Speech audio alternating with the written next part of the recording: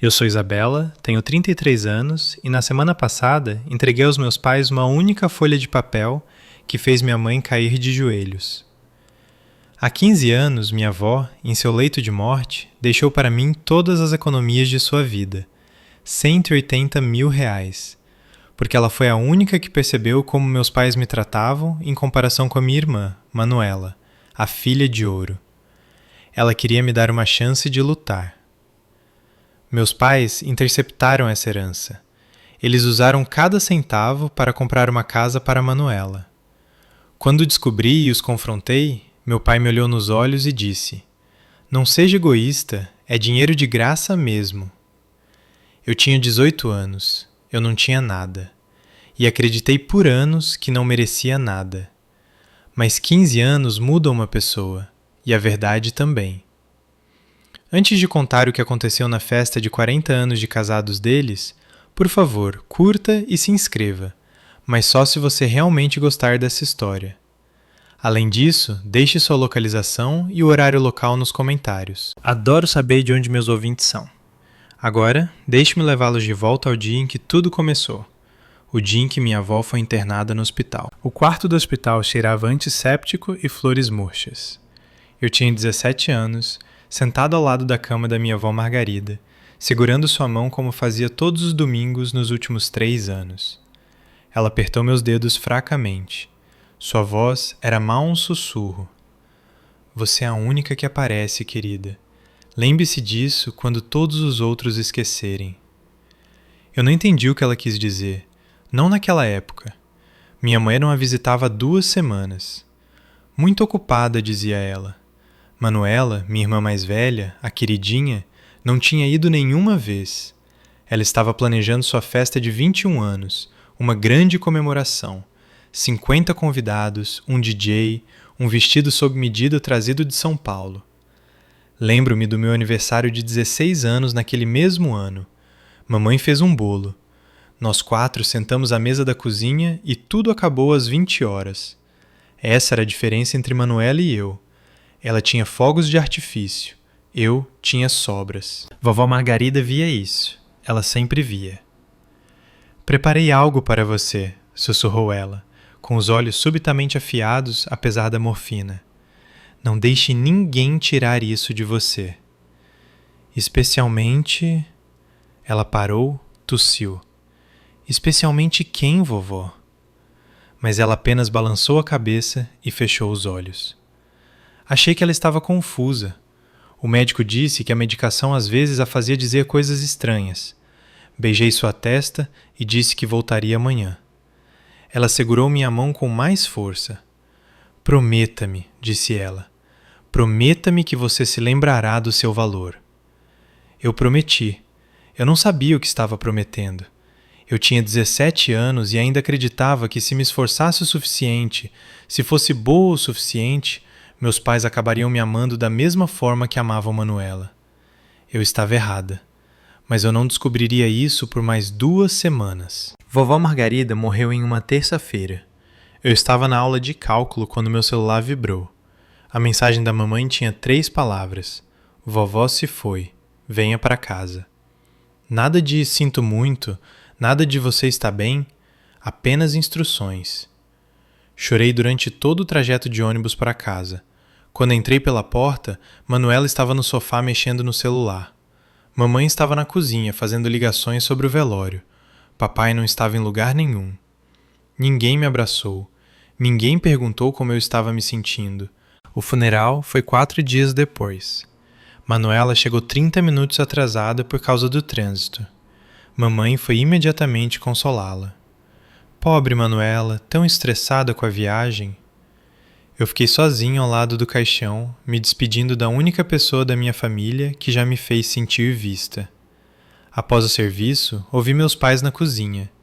Eu estava no corredor, invisível como sempre. "O advogado ligou", disse papai. Sua voz era baixa. "Há um problema com o testamento." "Que tipo de problema?" A voz da mamãe tinha um tom que eu não reconheci. "Eu vou resolver, só não deixe as meninas saberem." Pressionei-me contra a parede, o coração batendo forte. "Que problema? O que eles estavam escondendo?" Mas não perguntei. Eu tinha muito medo de causar mais estresse, muita preocupação em piorar as coisas, muito condicionada a acreditar que boas filhas não questionam os pais. Então, fiquei em silêncio. Fui para o meu quarto e encarei o teto até as 3 da manhã, repetindo as palavras da vovó na minha cabeça. Não deixe ninguém tirar isso de você. Tirar o quê? 2 semanas depois, eu descobriria exatamente o que ela queria dizer, mas a resposta não viria dos meus pais. Viria de um livro, de um envelope escondido e de uma verdade que destruiria tudo o que eu pensava saber sobre minha família. 2 semanas após o funeral, ofereci-me para limpar o apartamento da vovó Margarida. Ninguém mais queria fazer isso. Manuela disse que era muito deprimente. Mamãe alegou que estava sobrecarregada. Papai apenas deu de ombros, então fui sozinha. O lugar dela ainda cheirava ao seu sabonete de lavanda e livros antigos. Comecei na sala, encaixotando suas coisas, chorando sobre seu cardigã favorito. Então eu o encontrei. Escondido dentro de seu exemplar gasto de Mulherzinhas, o livro que ela lia para mim todos os verões quando eu era criança, estava um pequeno envelope. Meu nome estava escrito nele com sua letra familiar. Minhas mãos tremeram ao abri-lo. Dentro havia uma única folha de papel, um bilhete. Isabela, minha querida menina, deixei para você tudo o que tenho. O Dr. Geraldo Paiva tem todos os documentos. Não confie em mais ninguém, especialmente em sua mãe. Eu te amo mais do que você jamais saberá. Vovó. Li 3 vezes. Tudo o que ela tinha. Vovó vivia de forma simples. Ela usava os mesmos 3 vestidos em rotação. Ela cortava cupons de desconto. Sempre assumi que ela não tinha nada, mas o bilhete dizia tudo. E ela me avisou para não confiar na minha própria mãe. Dobrei o papel cuidadosamente e o coloquei na carteira. Minha mente estava acelerada. O que a vovó me deixou? Por que ela me alertaria sobre a mamãe? Sobre o que meus pais estavam sussurrando na cozinha naquela noite? Decidi perguntar. Encontrei mamãe na sala assistindo TV. Minha voz tremeu quando falei. Mãe, a vovó me deixou alguma coisa? Ela nem sequer desviou os olhos da tela. Sua avó mal tinha alguma coisa, querida. O pouco que ela tinha foi para os custos do funeral. Ela estava mentindo. Eu sentia isso nos meus ossos, mas eu não tinha provas. Ainda não. Insisti mais um pouco. Mas eu encontrei um bilhete, disse eu, tirando o papel do bolso. A vovó escreveu que me deixou tudo. Ela mencionou um advogado chamado Geraldo Paiva. O rosto da mamãe mudou por apenas 1 segundo. Um lampejo de algo frio cruzou seus olhos. Então ela sorriu. Aquele sorriso paciente e desdenhoso que eu conhecia tão bem. Querida, sua avó estava muito doente no final. Ela não sabia o que estava escrevendo. É a letra dela. Ela estava lúcida quando... Você está me chamando de mentirosa? A voz da mamãe subiu de tom. Sua avó acabou de morrer e você quer transformar isso em dinheiro? Meu estômago revirou. A culpa me atingiu como uma onda. Eu não estou tentando... Depois de tudo o que fizemos por você, ela balançou a cabeça. Não acredito que minha própria filha me acusaria de algo tão horrível. Papai entrou então. O que está acontecendo? Nada, disse mamãe rapidamente. Isabela está apenas cansada. Não está, querida? Olhei para o papai, esperando por algo. Um aliado, uma explicação. Ele apenas me encarou com aquela expressão vazia que sempre usava quando mamãe estava no controle. Vá para a cama, Isabela. Você teve um dia longo. Fui, mas não dormi. Fiquei no escuro, revirando o bilhete da vovó nas mãos. Não confie em mais ninguém, especialmente em sua mãe. Ela sabia. De alguma forma ela sabia que isso aconteceria. Eu faria 18 anos em 3 meses. Eu não tinha dinheiro, nem carro, nem aliados. Se eu pressionasse mais, eles virariam Manuela contra mim. Eles me tornariam a vilã, a filha ingrata que se importava mais com herança do que com a família. Então, tomei uma decisão. Eu esperaria. Eu sobreviveria. E quando chegasse a hora certa, eu descobriria a verdade. Levei 7 anos. mas eu nunca esqueci. 6 meses depois, tudo ficou claro. Eu tinha 18 anos agora, recém-formado no ensino médio. Cartas de aceitação da faculdade estavam na minha mesa. Boas faculdades, escolas que poderiam mudar minha vida, mas todas exigiam um dinheiro que eu não tinha. Foi quando Manuela fez seu anúncio.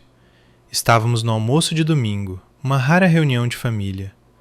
Manuela estava radiante, praticamente pulando na cadeira. Então, disse ela, tenho novidades. Mamãe e papai compraram uma casa para mim. Deixei cair o garfo. Uma casa? É adorável. 3 quartos, quintal grande, perfeita para quando o Tiago e eu nos casarmos. Ela levantou o celular, mostrando fotos. Olha a cozinha. Olhei para meus pais. Vocês compraram uma casa para ela? Papai assentiu, com o peito estufado de orgulho. Sua irmã merece estabilidade. Quanto? Perguntei. Mamãe acenou com a mão. Isso não é importante. Quanto? Os olhos do papai se estreitaram. 180 mil reais. Economizamos a vida toda para isso. 180 mil reais. O valor exato que uma pessoa poderia chamar de tudo que tenho. Minha voz saiu estrangulada. E quanto à minha faculdade? Mamãe suspirou. Isabela, você sabe que não temos recursos ilimitados. Você precisará conseguir bolsas, trabalhar meio período. Muitos jovens fazem isso. Mas vocês acabaram de gastar. Manuela precisa de um lar. Você é jovem, você tem tempo. Olhei para minha irmã. Ela ainda estava admirando as fotos, alheia à bomba explodindo no meu peito. Parabéns, Manuela, eu disse. Minha voz nem sequer tremeu. Eu já tinha aprendido a esconder minha dor até então. Naquela noite, fiz as contas. A linha do tempo, os números. Vovó morreu. 2 semanas depois, houve um problema com o testamento. 2 meses depois, meus pais subitamente tinham dinheiro suficiente para comprar uma casa. Eu não estava paranoica. Eu estava certa. Não consegui dormir naquela noite. O bilhete da vovó queimava na minha carteira. Seu aviso ecoava no meu crânio. Os números não mentiam. 180 mil reais aparecendo do nada logo depois que ela morreu. Na manhã seguinte, encontrei papai na garagem mexendo no carro. Fiquei na porta até que ele me notasse. A casa, disse eu. De onde veio realmente o dinheiro? Ele não olhou para cima. Eu te disse, economias. Vocês nunca tiveram esse tipo de economia. Cuidado com o tom. Foi da herança da vovó? Ele parou de trabalhar, largou a chave inglesa. Quando se virou para me encarar, sua expressão era de pedra. Não houve herança. Ela não tinha nada. Eu encontrei um bilhete. Ela disse que me deixou tudo. Ela estava confusa. Ela não estava confusa. Esqueça isso, Isabela. Eu não posso. Eu preciso saber. Eu disse, esqueça. Sua voz ficou fria. Agora nós os encaramos. Pela primeira vez na vida, vi algo em seus olhos que me assustou. Não era raiva, era algo pior. Medo. Ele tinha medo do que eu pudesse encontrar. Tudo bem, eu disse. Vou esquecer. Virei-me e saí. Mas não esqueci nada. Naquela tarde, contei a Manuela sobre o bilhete da vovó. Achei que talvez, só talvez, ela ficasse do meu lado. Ela riu. Isabela, sério? A vovó era velha. Ela não sabia o que estava escrevendo. Ela estava perfeitamente lúcida. Você está sendo paranoica e, honestamente, um pouco gananciosa. Encarei minha irmã, a queridinha, sentada na casa dos meus pais, planejando sua vida com o dinheiro da minha avó. Você tem razão, eu disse. Tenho certeza de que não é nada. Mas era tudo. Eu só não podia provar ainda. Tentei mais uma vez com a mamãe. Por favor, disse eu, apenas me diga a verdade. A vovó me deixou alguma coisa? Ela começou a chorar. Lágrimas de verdade escorrendo pelo rosto. Não acredito que você está fazendo isso comigo, soluçou ela. Sua avó acabou de morrer. Nossa família está de luto. E tudo que você consegue pensar é em dinheiro. Não é. Você sabe o quanto seu pai trabalha? O quanto ele se sacrifica por esta família? E você o acusa de roubo? Eu nunca disse roubo. Você está destruindo esta família, Isabela. É isso que você quer? Senti-me diminuir. A culpa era sufocante. Talvez eu estivesse sendo paranoica. Talvez a vovó realmente estivesse confusa. Talvez eu fosse a egoísta. Sinto muito, sussurrei. Mamãe enxugou as lágrimas, deu um tapinha na minha mão. Eu te perdoo, querida. Nunca mais vamos falar sobre isso. Eu assenti. Eu tinha 18 anos. Sem dinheiro, sem provas, sem aliados, apenas o bilhete de uma avó morta e uma família que fechou fileiras no momento em que fiz perguntas. Então, fiz uma escolha. Parei de perguntar. Consegui 3 empregos de meio período. Matriculei-me em uma faculdade particular com bolsa parcial. Candidatei-me a todas as bolsas de estudo que pude encontrar. Mudei-me para um apartamento minúsculo com 2 colegas de quarto e comecei a construir uma vida que não dependia de ninguém. Eu não tinha provas, eu não tinha dinheiro, eu não tinha ninguém, mas eu tinha tempo e eu tinha paciência. Vovó Margarida me disse para lembrar do meu valor. Decidi provar isso para mim mesma, se não para mais ninguém. Esperei 7 anos e então, em uma tarde comum de terça-feira, chegou uma carta que mudou tudo. O remetente dizia: Geraldo Paiva, advogado. O advogado da minha avó finalmente me encontrou. Deixe-me avançar para 7 anos depois. Eu tinha 25 anos, trabalhando como contadora júnior em uma empresa de médio porte. Concluí minha graduação em aulas noturnas enquanto trabalhava em tempo integral. Eu tinha um pequeno apartamento, um carro confiável e 0 dívidas. Também quase não tinha contato com minha família há 3 anos. Eles pararam de ligar depois que recusei ir ao casamento de Manuela. Eu não podia pagar a passagem e ninguém se ofereceu para ajudar. A carta chegou em uma terça-feira. Lembro-me de encarar o remetente por 1 minuto inteiro antes de abri-la. Geraldo Paiva, o nome do bilhete da vovó. Minhas mãos tremiam enquanto eu desdobrava o papel. Prezada senhorita Isabela, eu fui o advogado do espólio de sua avó, Margarida Reis. Venho tentando localizá-la há vários anos. Há questões relacionadas ao testamento dela que precisamos discutir com urgência. Por favor, entre em contato comigo assim que possível. Atenciosamente, Geraldo Paiva. Li 5 vezes, então liguei para o número. Uma recepcionista atendeu, profissional e direta. Expliquei quem eu era. O Dr. Geraldo espera que a senhora ligasse, disse ela. Pode vir esta semana? Aceitei o primeiro horário disponível. 2 dias depois, sentei-me em uma cadeira de couro, em frente a um homem de cabelos prateados, na casa dos 60 anos. Seu escritório cheirava a livros antigos e lustramóveis. Diplomas decoravam as paredes. Obrigado por vir, senhorita Isabela, disse ele, cruzando as mãos sobre a mesa. Peço desculpas por ter levado tanto tempo para encontrá-la. Seus pais tornaram a comunicação difícil. Minha garganta apertou. O que o senhor quer dizer? Ele abriu uma pasta. Dentro havia documentos oficiais, autenticados. Sua avó deixou para você 180 mil reais.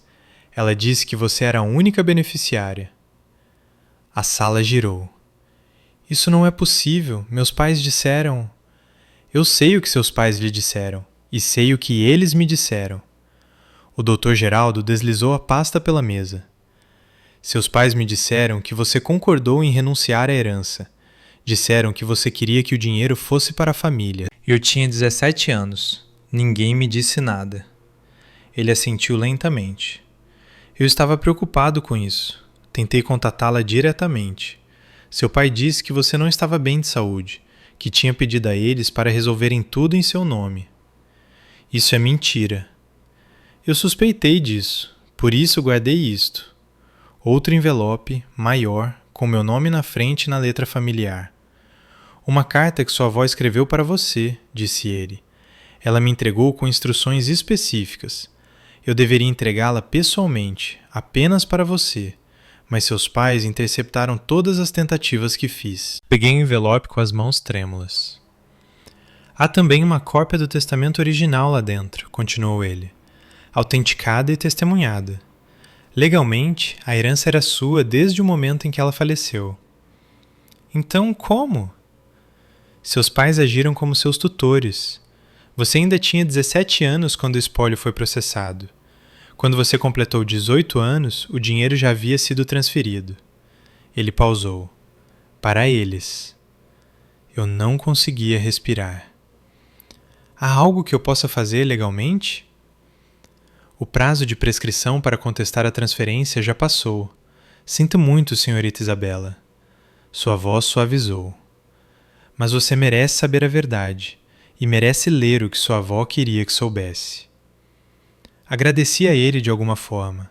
Não me lembro das palavras. Dirigi até um parque a 3 quarteirões de distância, sentei-me no carro e abri a carta da minha avó.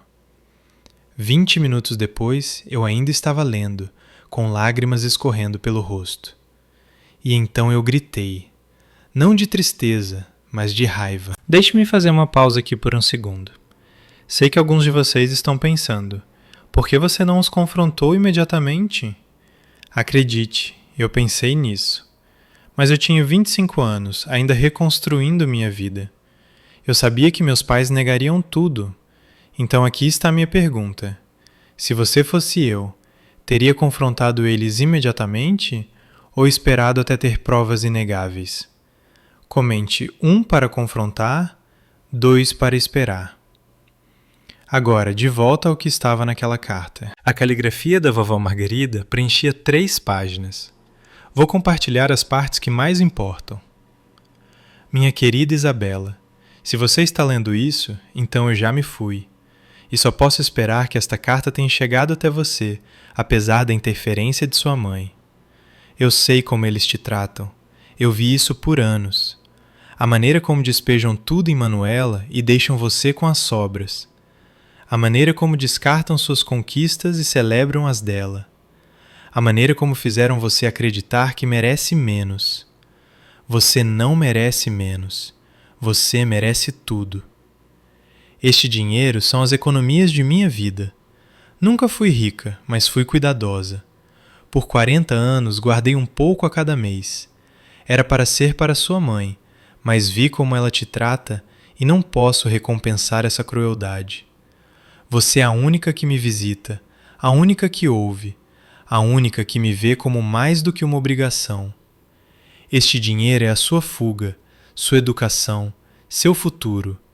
Não deixe ninguém tirar isso de você, especialmente sua mãe. Ela vai tentar. Ela sempre se ressentiu do quanto eu te amo. Seja mais forte do que ela espera. Seja mais corajosa do que você pensa que pode ser. E lembre-se, seu valor não é determinado por como sua família te trata. Eu te amo, minha querida menina, mais do que as palavras podem dizer. Vovó. Fiquei no carro até o sol se pôr. Minha avó tinha visto tudo. Ela tentou me proteger do além-túmulo, e meus pais roubaram essa proteção sem pensar 2 vezes. Eu poderia confrontá-los agora. Eu tinha evidências, mas evidências sozinhas não seriam suficientes. Eles negariam, fariam gaslighting, virariam a família contra mim. Não. Se eu fosse fazer isso, precisava fazer do jeito certo. Precisava que eles não tivessem onde se esconder. Comecei a planejar. 8 anos se passaram. Deixe-me contar o que mudou. Dediquei-me à minha carreira. De contadora júnior, passei a sênior e depois a analista financeira em uma das grandes firmas de auditoria. Comprei um sobrado com meu próprio dinheiro. Construí uma vida que não tinha nada a ver com a família que me abandonou. E fiz uma amiga que se tornaria minha arma secreta, Camila Barros. Conhecemos-nos na pós-graduação. Ela estudava contabilidade forense, o tipo de pessoa que consegue rastrear dinheiro através de um labirinto de empresas de fachada e sair do outro lado com os recibos. Quando contei minha história, ela ficou com aquele brilho nos olhos que dizia: desafio aceito. Deixe-me cavar, disse ela. Vou encontrar o rastro de papel. E ela encontrou. Registros bancários mostrando R$180 mil depositados na conta conjunta de meus pais 2 semanas depois que vovó morreu. Registros de transferência mostrando exatamente o mesmo valor indo para a entrada da casa de Manuela 3 semanas depois. Cada real rastreado e documentado. Enquanto isso, o karma estava fazendo seu próprio trabalho. O casamento de Manuela desmoronou depois de 5 anos. O marido a traiu. Ela vendeu a casa com prejuízo porque o mercado caiu. Voltou a morar com nossos pais. Papai fez uma série de investimentos ruins, perdeu a maior parte de sua aposentadoria. Mamãe desenvolveu problemas de saúde que o plano não cobria totalmente. Eles queimaram suas economias, depois queimaram o limite do cartão. No ano passado, venderam a casa deles para pagar dívidas. Mudaram-se para um aluguel pequeno. Eu observava de longe, não interferi, não ajudei, não zombei, apenas esperei. E então, há 6 meses, meu telefone tocou. Um número que eu não via há anos. Mamãe. Isabela, querida, precisamos conversar. A armadilha estava finalmente montada, eu só precisava que eles entrassem nela.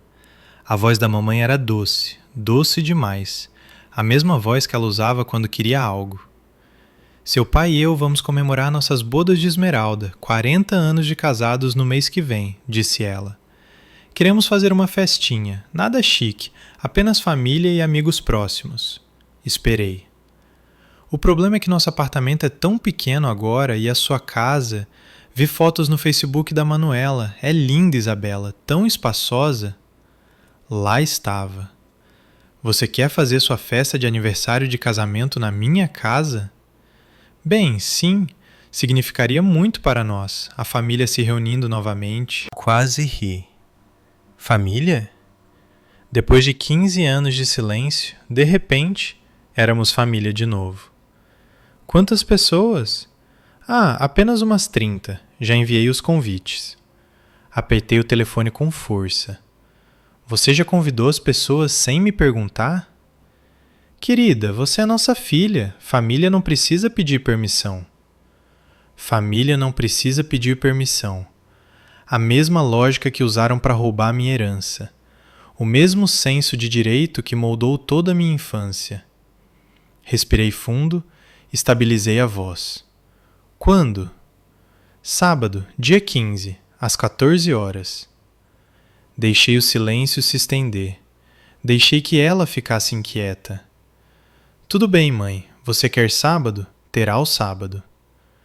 Pude ouvir o alívio dela pelo telefone. Maravilhoso. Eu sabia que você entenderia. O sangue é mais espesso que a água, afinal. Certamente é. Desliguei. Então liguei para Camila. Vai acontecer, disse eu. Preciso de tudo pronto. O detalhamento financeiro, a cópia do testamento e o pedido de medida protetiva. Você vai mesmo fazer isso? Eles convidaram 30 pessoas para vê-los me implorar por ajuda.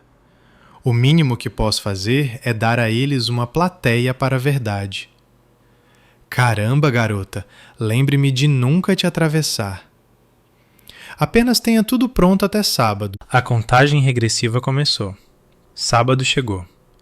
Passei a semana me preparando. Buffet encomendado, casa limpa, documentos organizados em um grande envelope pardo guardado no armário do corredor, onde eu pudesse alcançá-lo quando chegasse o momento. Meus pais chegaram cedo. Claro que chegaram. Queriam marcar território antes dos convidados. Observei da janela o carro alugado parando na garagem. Papai saiu primeiro, com os olhos percorrendo meu sobrado. Depois mamãe, depois Manuela, vindo atrás como uma sombra.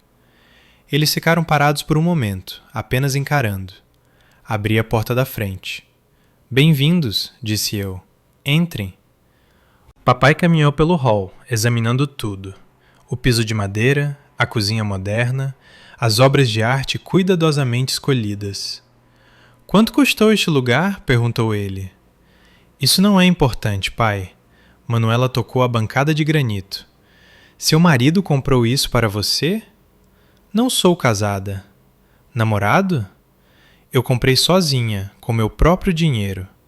Silêncio. Mamãe se recuperou primeiro.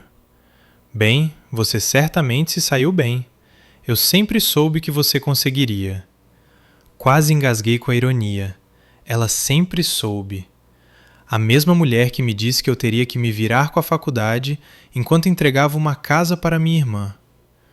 Onde vocês querem que a comida seja montada? Perguntei. A hora seguinte foi um borrão de chegadas.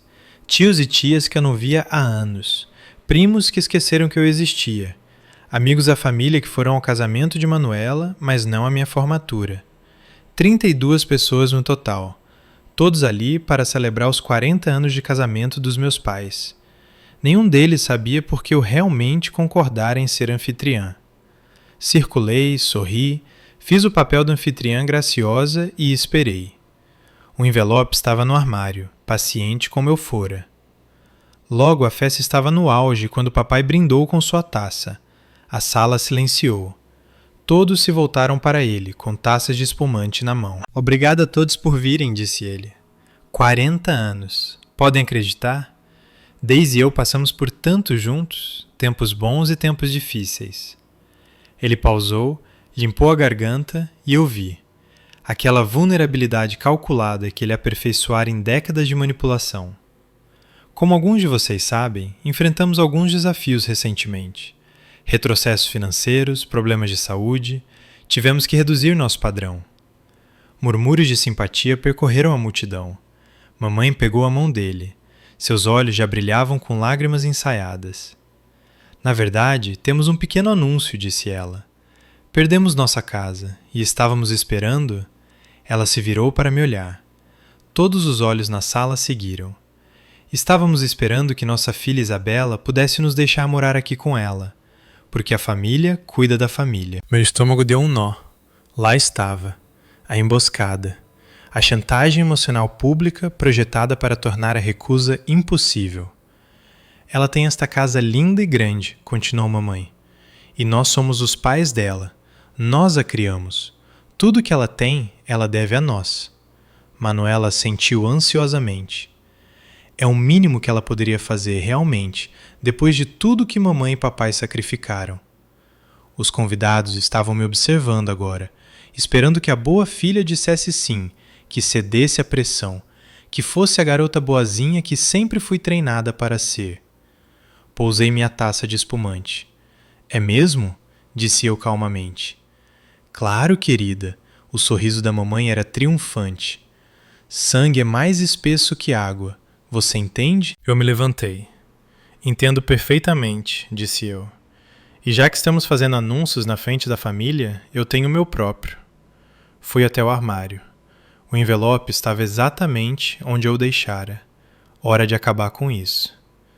Voltei para a sala, envelope na mão. A multidão observava em um silêncio confuso. Vocês disseram que a família cuida da família, disse eu com a voz firme. Eu concordo, e é por isso que preparei um presente para vocês, pai e mãe. Entreguei o envelope ao meu pai. Ele o pegou lentamente, franzindo a testa. Abriu a aba, tirou os papéis de dentro. Seu rosto ficou branco. O que é isso? Sussurrou ele. Página 1, disse eu. É um extrato financeiro detalhado. 180 mil reais.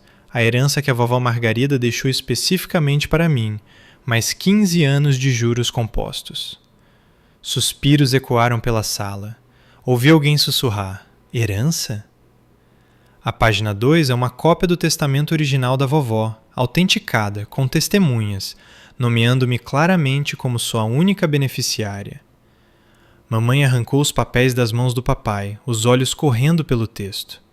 Isso é ridículo, gaguejou ela. Você não pode provar. Página 3, continuei calmamente. São os registros bancários, cada real rastreado. A conta de vocês, a entrada da casa da Manuela, datas, valores, números de transferência. Manuela deu um passo à frente. Do que ela está falando? Sua casa, disse eu, virando-me para encarar a minha irmã. Aquela que papai e mamãe compraram para você há 15 anos. Aquele era o meu dinheiro, minha herança. Vovó deixou para mim e eles roubaram. A sala explodiu. Sussurros tornaram-se exclamações. Parentes olhavam uns para os outros em choque. Minha tia-avó Helena, irmã da vovó Margarida, levantou-se da cadeira. Sua voz cortou o barulho como uma lâmina. Daisy, isso é verdade? A boca da minha mãe abriu, fechou, abriu de novo. Nenhuma palavra saiu. Peguei o último documento do envelope. E isto, disse eu, é um pedido de medida protetiva. Vocês têm 30 dias para cessar todo o contato comigo. Mamãe desabou de joelhos. Eu não vacilei. O caos se instalou. Papai recuperou a voz primeiro. Isso é ridículo. Você não pode provar nada. Página 5, pai. Registros bancários não mentem. Você fabricou esses documentos. O banco os forneceu. O cartório também. Tudo está verificado, com data e hora. É legal. Mamãe estava soluçando no chão agora, a maquiagem escorrendo pelas bochechas. Como você pôde fazer isso conosco? Somos seus pais. Vocês roubaram de mim, eu disse simplesmente. Eu tinha 17 anos. Vovó tentou me dar um futuro. Vocês o tiraram. Manuela se colocou entre nós, o rosto retorcido de raiva. Você não tem o direito de... De quê? De contar a verdade? Olhei para ela fixamente. Aquela casa onde você viveu por 10 anos foi comprada com o dinheiro que seria para a minha educação. Cada prestação que você não pagou, cada conforto que você desfrutou, era meu. Eu não sabia. Talvez, mas você sabia que algo estava errado. Você apenas não quis fazer perguntas. Tia Helena abriu caminho pela multidão. Sua voz tremia com uma fúria contida. Daisy, Ricardo, respondam-me. Vocês roubaram a herança desta criança? O maxilar do papai trabalhou, mas nenhum som saiu. Mamãe apenas continuou chorando. O silêncio foi a própria confissão. Helena virou-se para os outros convidados. Conheço esta família há 40 anos. Por 40 anos os vi tratar Isabela como um estorvo. Sempre me perguntei por que Margarete deixou tudo para a neta em vez da própria filha. Ela balançou a cabeça. Agora eu sei. Os convidados começaram a murmurar. Alguns olhavam para meus pais com nojo, outros não conseguiam encarar ninguém. Peguei a ordem de restrição de onde mamãe a deixara cair. Vocês têm 30 dias, disse eu. Depois disso, qualquer contato será relatado à polícia. Agora, saiam da minha casa. Fui para o quintal, respirando o ar fresco da noite. Atrás de mim, podia ouvir a festa se dissolvendo, portas de carros batendo, vozes abafadas. Ouvi passos no pátio. Tia Helena estava lá. Você fez a coisa certa, disse ela. Fiz? Minha voz falhou um pouco. Acabei de destruir minha família na frente de 30 pessoas. Não, querida. Eles destruíram a família há 15 anos. Você apenas finalmente contou a verdade. Ela abriu os braços. Eu me entreguei a eles e me deixei chorar pela primeira vez no dia. Sua avó estaria tão orgulhosa de você, sussurrou Helena. Ela sempre disse que você era forte, a que sobreviveria. Ficamos ali até que as lágrimas parassem. Quando voltei para dentro, a maioria dos convidados já havia ido embora. Apenas meus pais e Manuela restavam, encolhidos no canto como se esperassem um veredito. Parei na frente deles. Não estou fazendo isso por crueldade, disse eu. Estou fazendo porque a verdade importa, porque os desejos da vovó importavam, porque eu importava. Mamãe tentou pegar a minha mão.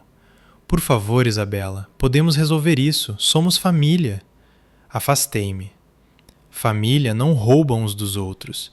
Família não faz uma jovem de 17 anos acreditar que não vale nada. Respirei fundo. Passei 15 anos construindo uma vida sem vocês. Passarei o resto da minha vida mantendo assim. Saiam agora. Papai ajudou mamãe a se levantar. Manuela pegou sua bolsa. Nenhum deles disse uma palavra. A porta bateu atrás deles. Fiquei na minha sala vazia, cercada por taças de espumante abandonadas, e pela primeira vez em 15 anos, senti-me livre. As consequências vieram em ondas. Na manhã seguinte, meu celular explodiu com mensagens de parentes. Tia Helena ligou primeiro para dizer que estava cortando contato com meus pais. O que eles fizeram é imperdoável, disse ela. Aprendi que outros parentes fizeram o mesmo. Depois veio a ligação que eu não esperava. Manuela. Sua voz era pequena. Eu não sabia, disse ela. Juro que não sabia de onde vinha o dinheiro. Isso importa? Importa para mim. Sinto muito, Isabela, por tudo. Pela forma como te tratei, por não questionar aquela casa. Pensei nisso por um momento. Não preciso de suas desculpas, Manuela. Preciso que você assuma a responsabilidade pela sua própria vida. Pare de esperar que os outros financiem sua existência. Ela começou a chorar. Não a consolei. Não vamos ter um relacionamento agora. Talvez nunca. Mas se você quiser mudar, pare de dar desculpas. Desliguei. 1 ano se passou desde aquela festa. Estou na minha sala agora. Na prateleira há uma foto da vovó Margarida. É a única coisa que guardei do apartamento dela. Nós duas na praia quando eu tinha 7 anos. Eu falo com ela às vezes. Cumpri minha promessa, vovó, digo para a foto. Não deixei que tirassem o que mais importava. Não o dinheiro. O dinheiro se foi no momento em que o pegaram. O que importava era a lição, que meu valor não era determinado por eles. Este dia de ação de graças foi diferente. Fiz um jantar na minha casa, mas a lista de convidados não tinha nada a ver com aquela festa de bodas de Esmeralda. Camila veio com sua namorada, 2 colegas de trabalho que se tornaram amigos reais, e tia Helena. Sentamos à mesa e percebi. Esta era a família que eu construí, não a que nasci. Tia Helena levantou a taça. A Margarida, que sempre soube que Isabela era forte. A vovó, ecoei. Meus pais? Estão morando de favor com um conhecido do antigo emprego do papai. Não podem pagar um lugar próprio. A quantia que lhes mostrei, os 180 mil mais juros, chegava a quase 180 mil mais juros. Chegava a quase 350 mil. Eles não têm nenhuma fração disso. Nunca esperei que pagassem. O ponto era que agora eles sabiam. Todo mundo sabia. Doei 20 mil reais para um fundo de bolsas de estudo para estudantes de primeira geração. Dei o nome de Bolsa Memorial Margarida Reis. Todos os anos ela ajuda alguém como eu, alguém que tem que construir o futuro do zero. Sei agora que meus pais não eram monstros. Eram pessoas profundamente falhas que fizeram uma escolha terrível e passaram 15 anos racionalizando-a. Manuela nasceu prematura, teve problemas de saúde e eles desenvolveram o instinto de dar tudo a ela para compensar. Eu era a saudável e independente, então decidiram que eu não precisava de nada. Minha mãe ressentia minha avó por me amar mais e usou isso para justificar o roubo. É uma lógica distorcida, mas humana. E eu? Eu tinha medo do conflito. Achei que se fosse boa o suficiente, seria amada. Estava errada. Sua voz pode ser sua sobrevivência, mas às vezes seu silêncio é apenas uma sufocação lenta. Você não deve lealdade a quem te trai. Família não é desculpa para a crueldade. Sangue não é passe livre. Esta é a minha história. 15 anos de silêncio e uma única folha de papel que mudou tudo. Obrigado por ouvirem. Lembre-se, você vale muito mais do que a forma como qualquer pessoa te trata.